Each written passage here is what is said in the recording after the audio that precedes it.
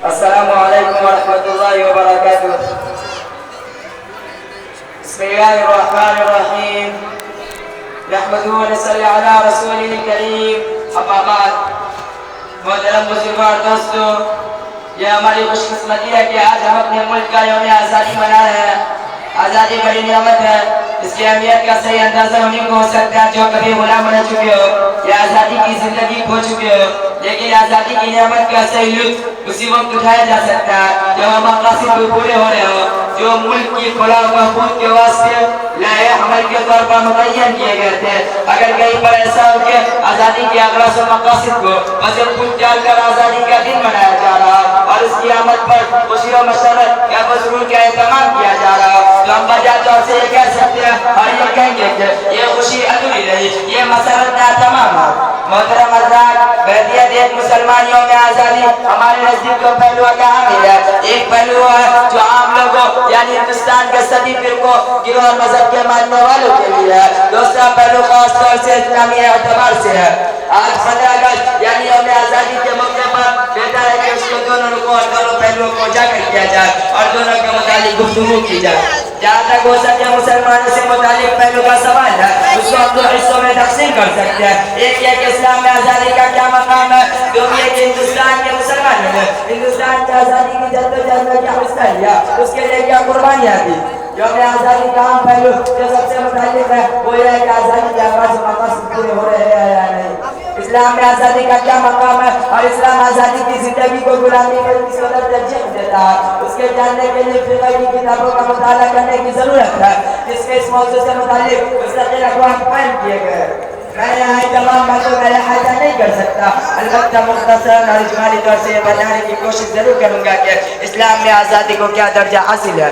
اسلام کے نزدیک اصلاً ہر انسان آزاد ہے، یعنی بنیادی طور سے اسلام ہر انسان کو آزاد تسلیم کرتا ہے کیونکہ حضرت آدم علیہ السلام حضرت حوا علیہ السلام جن سے انسانوں کی یہ ساری نسل وجود میں آئی آزاد پیدا ہوئے تھے. غلامانہ زندگی اسلام کے نزدیک اوپر سے لازم ہوئی ہے اور حارث کی ہوئی زندگی ہے. اس حارث اور رکاوٹ کو دور کرنے کے لیے اسلام واضح ہدایت دیتا ہے. اسلام یہ ترتیب دیتا ہے کہ جس کے پاس غلام ہو وہ انہیں آزاد کر دے اور اس حکم پر عمل کرنے والا اسلامی تعلیمات کے مطابق خدا تعالیٰ کے یہاں جو ثواب کا مستحق قرار پائے گا.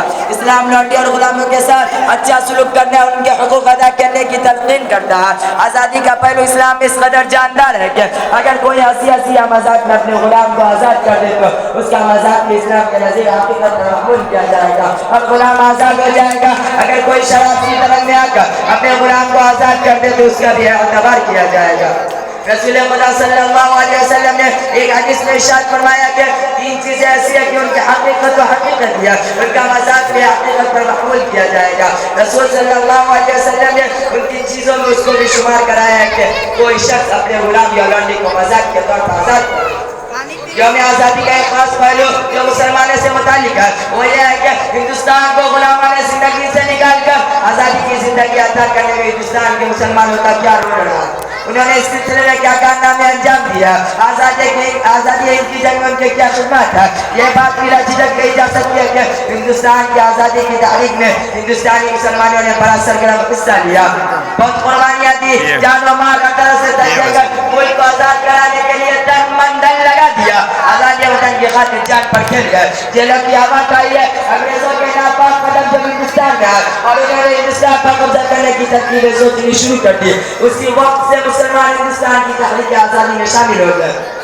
بلکہ حقیقت یہ ہے کہ جنگ آزادی کی قیادت ان علماء نے کیا جو ایک طرف رات کی تاریکیوں میں شب بیدار تھے تو دوسری طرف جن کو جانب غازی اور مجاہد اسلام شاملی کا میدان ہو یا ریشمی رومال تحریک پلاسی کی جنگ ہو یا سندگاہ پٹک کی وادیاں یا تحریک حریت کا کوئی اور علاقہ، ہر جگہ مسلمان حریت پسندوں کے عظیم الشان کارنامے تاریخ کے سفال کا ایک سنہرا ہو.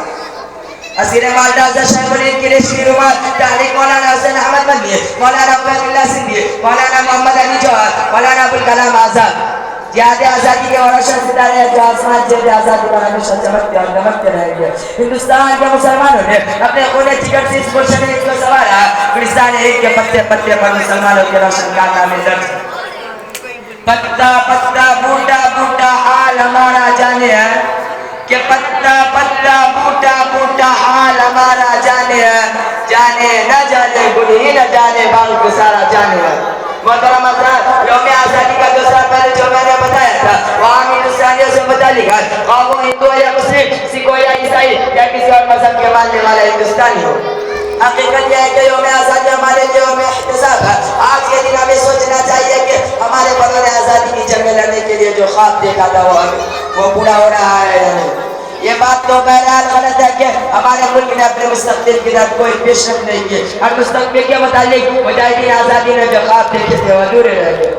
لیکن اس کے ساتھ ہی ہمیں عروج ترقی کی کسی منزل کو آخری منزل نہیں سمجھنا چاہیے، بلکہ حالات کا مطالعہ اور مقابلہ کرتے ہوئے کامیابی اور کامیابی کی نئی مساعدیں تلاش کرتے رہنا چاہیے۔ جس طرح آزادی وطن کی تحریک میں ہندو مسلم سبھی نے برابر کا حصہ لیا، سبھی نے شانہ بشانہ کھڑے ہو کر آزادی کی جنگ میں لڑی، اسی طرح آج کی پیش آمدہ مسائل کو بھی اتحاد و یکجہتی کی انہی روشن مثالوں سے اپنے سینوں کو منور کر کے حل کیا جا سکتا ہے۔ آج کی جنگ جیتنے کے لیے ہمیں بھی اس اتحاد کی ضرورت ہے۔ اس قوم کو شمشیر کی حاجت نہیں رہتی، کہ اس قوم کو شمشیر کی حاجت نہیں رہتی وہ جس کے جوانوں کی خودی صورت اولاد وہاں علیہ البراء۔